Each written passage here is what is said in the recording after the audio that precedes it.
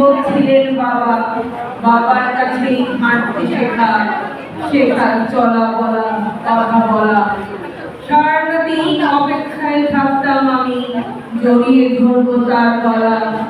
বাবার হাতি হাতি করি প্রথম পড়ালেখা, বিশ্বটাকে প্রথম আমার বাবার চোখেই দেখা।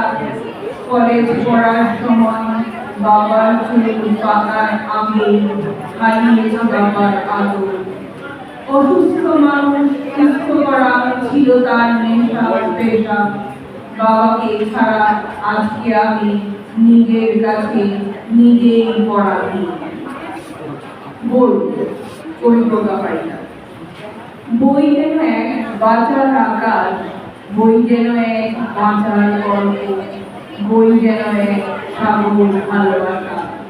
বাঁচার মতো বাঁচতে চাইলে বই যে হয় একমাত্র সঙ্গী। ঘুমিয়ে পড়া আধার রাতে বইটি এক প্যারালে বুকের ওপর, বই যে ভগবান একমাত্র সম্পদ। ভালোবাসে বেশ বাঁচতে যদি চাও, বইকে করো একমাত্র জীবন সঙ্গী।